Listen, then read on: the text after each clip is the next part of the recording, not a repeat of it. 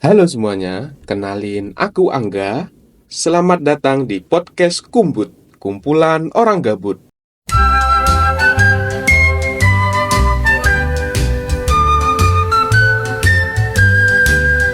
Kumbut, kumpulan orang gabut, ngobrolin hal random tapi tetap asik.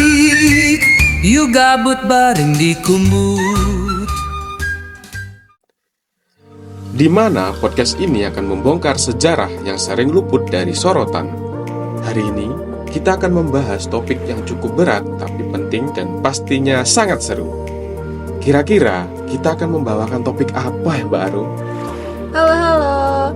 Oke Mas Angga, di sini kita akan membawakan topik bayang-bayang keluarga cendana. Sebenarnya aku agak deg-degan nih Mas. Kenapa bisa deg-degan sih Mbak Aru? Karena nama besar ini selalu punya jejak yang kuat di sejarah politik dan budaya Indonesia. Bukan cuma masa lalu, nama cendana juga masih mempunyai pengaruh yang besar sampai saat ini loh. Benar banget Mbak, dan di sini kita akan membahasnya dari berbagai sisi. Sejarahnya, politik, dan sosial dari keluarga cendana tersebut. Baik, di sini kita akan diskusi bareng teman kita, yaitu Mas Afif dan Mbak Jingga. Halo Mas Afif, Mbak Jingga. Halo. Langsung saja kita akan membahas mengenai keluarga cendana. Halo semuanya, kenalin aku Afif. Halo Afif. Sebelumnya kalian tahu nggak kenapa keluarga Pak Soeharto dipanggil cendana?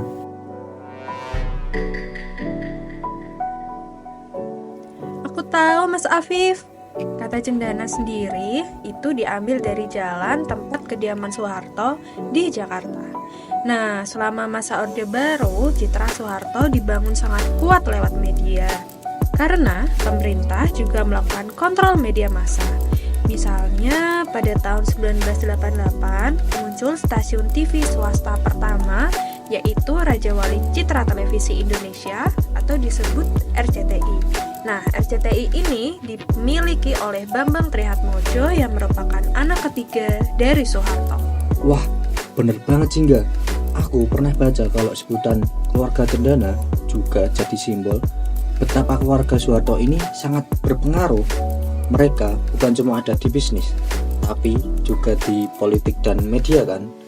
Bahkan tahun 1994, majalah seperti Tempo, Editor, dan Detik juga sempat ditutup karena komentar kritis mengenai proyek kapal perang tua Jerman milik Habibie yang pada saat itu beliau menjabat sebagai Menteri Riset dan Teknologi. Iya, soalnya Habibie adalah anak asuh dari Soeharto. Jadi ya sudah sejak lama gitu punya kedekatan dengan Soeharto. Selain itu, semua informasi di media rakyat itu dikontrol oleh pemerintah. Jadi yang muncul ya cuma citra Soeharto yang hebat, sementara kritik atau suara protes ditekan. Soeharto dan keluarganya kayak jadi raja kecil di Indonesia waktu itu. Makanya, pas Orde Baru mau runtuh, banyak orang yang sadar soal praktik korupsi dan nepotisme Soeharto. Oh gitu tuh asal-usul keluarga cendana. Makin kesana makin kesini kok saya jadi penasaran. Mengenai keluarga satu ini. Nyanyi terus. Aku juga penasaran sih. Gimana kalau kita lanjut ke topik selanjutnya? Nah, di topik ini kita akan membahas mengenai kekuasaan Soeharto. Di sini ada yang tahu nggak bagaimana sih Soeharto ini bisa mengkonsolidasi kekuasaannya waktu itu? Aku. Nah, beliau tuh emang pinter banget sih manfaatin posisi militer buat ngemanin kursi kepresidenannya. Misalnya lewat dwifungsi ABRI. Ya mirip kayak era sekarang. Militer nggak hanya jaga keamanan, tapi juga terlibat langsung di pemerintahan. Kalau nggak salah, anak-anaknya juga beliau dorong nggak sih buat ambil bagian di bisnis atau politik gitu? Kayak Tommy dan Tutut. Betul banget. Seperti Tommy misalnya, pegang Humpus Group. Kemudian juga Tutut, pernah jadi wakil ketua Golkar dan menteri sosial tahun 98 buat memperkuat rezim. Semuanya dijalani kayak kerajaan keluarga aja gitu. Jadi ya konsolidasi Soeharto tuh bukan cuma soal politik, tapi juga ekonomi. Beliau bikin lingkaran yang kuat lewat keluarga dan kroni-kroninya. Makanya Orde Baru sering banget disebut sebagai masa korupsi, kolusi, dan nepotisme. Karena ya semua orang penting waktu itu deket banget sama keluarga Cendana. Jadi Soeharto nggak hanya memperkuat cengkraman politik lewat militer dan media ya, tapi juga manfaatin kekuasaan untuk memperkaya keluarga dan kelompok terdekatnya. Wah, di balik rezim Orde Baru yang banyak pembangunan, ternyata keluarga ini cukup haus kekuasaan ya. Betul banget Mbak Aru. Topiknya kok semakin lama semakin asik ya. Pasti para pendengar penasaran kan dengan topik selanjutnya. Kalian tahu gak sih kalau ternyata bisnis keluarga Cendana masih eksis dan berjalan sampai sekarang? Hah? Ini menarik banget sih, karena ya banyak orang yang mengira kekuasaan Soeharto ini udah kelar tahun 1998. Tapi ternyata jejak bisnis keluarganya masih panjang ya. Setauku sih ada satu bisnis yang masih eksis, yaitu Humpus Group milik Tommy Soeharto. Perusahaan ini tuh aktif di sektor energi, petrokimia, dan transportasi. Bahkan sampai tahun 2024, anak usahanya PT Humpus Intermoda Transportasi masih tercatat di Bursa Efek Indonesia dan terus aktif di bisnis pengangkutan gas alam. Terus Tutut tuh juga masih punya bisnis lain gak sih? Wah, serius tuh? Masih jalan sampai sekarang? Padahal ya Tommy juga sempat masuk pendidikan sejarah kan? Hah, pendidikan sejarah? Penjara. Bener Mas Angga. Bener. Iya bener banget Mas Angga. Bahkan walau sempat redup, sekarang dia malah muncul lewat partai berkarya dan bisnis propertinya. Misalnya Taman Mini Indonesia Indah yang dulunya dikelola oleh Tutut Soeharto sempat menjadi sorotan karena pengelolaannya dikembalikan ke negara, tapi sebelumnya bertahun-tahun sudah menjadi sumber penghasilan keluarga Cendana. Oh, jangan lupa juga dong properti-properti keluarga Cendana di kawasan elit kayak Menteng, Pondok Indah, dan Keboyanan Baru, serta beberapa yayasan juga. Bahkan menurut laporan majalah Tempo tahun 2021, keluarga ini masih punya saham di beberapa perusahaan besar dan jaringan bisnis yang masih sangat kuat di balik layar, ya lewat nama-nama samaran gitu atau no-name. Wah, berarti walaupun Soeharto itu udah nggak berkuasa, warisan bisnis dan aset keluarganya masih hidup dan berdenyut sampai sekarang ya? Nah, Sobat Kumbut, jadi makin paham kan gimana kuatnya dan panjangnya pengaruh keluarga Cendana ini, dari kekuasaan sampai bisnis, dari dulu sampai masa kini. Wah, setelah kita bahas bisnis dan properti keluarga Cendana yang masih jalan sampai sekarang, aku jadi kepikiran nih, kita tuh kayak masih hidup di bayang-bayang masa lalu ya. Menurut aku sih juga gitu. Dan justru itu yang harus kita refleksikan ketika kekuasaan terlalu lama dan terlalu kuat terpusat di satu keluarga. Sejarah ini tuh nunjukin dampaknya tuh bisa panjang banget. Bukan cuma soal korupsi dan bisnis, tapi juga soal kepercayaan publik ke negara.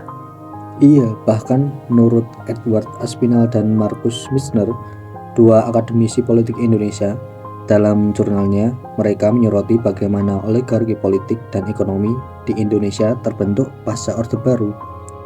Walau Soeharto udah lengser, elit lama tetap eksis dengan wajah baru di balik sistem demokrasi. Nah loh, jadi kayak demokrasi kita ya masih dibungkus rapi, tapi isinya masih itu-itu juga. Orang-orang yang punya kekuasaan ekonomi gede, tapi tetap bisa ngendaliin arah politik dan juga hukum. Nah, maka dari itu penting banget buat kita sebagai anak muda hari ini buat gak cuek sama urusan politik. Karena kalau kita cuek ya yang ngatur tetap mereka-mereka lagi gak sih?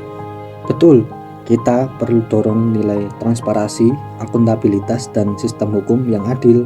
Karena ketika kekuasaan gak diawasi, akan sangat mudah buat abuse of power terjadi lagi. Jadi kayaknya ini bukan cuma soal masa lalu ya, tapi lebih ke pertanyaan, kita mau masa depan yang kayak apa? Nah, iya, dan penting banget kita nggak gampang lupa. Nah, menurut artikel The Conversation Indonesia, salah satu bahaya paling besar pasca rezim otoriter adalah amnesia sejarah. Kita sering lupa atau males gitu ngebahas masa lalu karena dianggap tabu.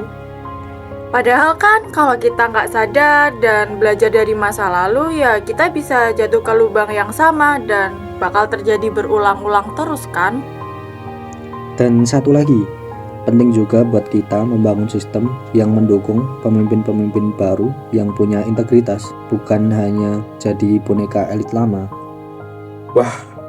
Jadi kesimpulannya nih, masa lalu emang gak bisa dihapus ya, seperti masa lalu aku.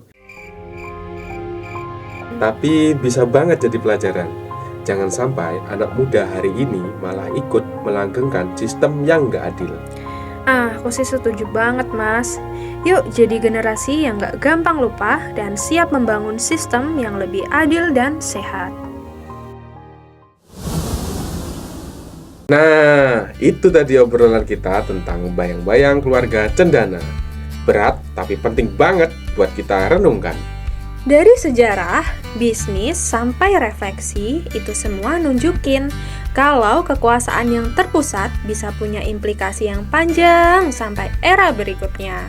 Dan sekarang giliran kita sebagai generasi muda buat nggak cuek dan menutup mata atas apa yang terjadi di negara ini. Kini saatnya kita mengkritisi sistem pemerintahan era sekarang agar bisa adil, transparan, dan sehat. Belajar dari masa lalu biar kita nggak terus-terusan jatuh di lubang yang sama. Oke, sampai di sini dulu podcast Kumbut. Terima kasih buat teman kita, yaitu Mas Afif dan Mbak Jingga. Serta terima kasih buat teman-teman kita yang sudah mendengarkan. Sampai ketemu lagi di podcast selanjutnya. Bye!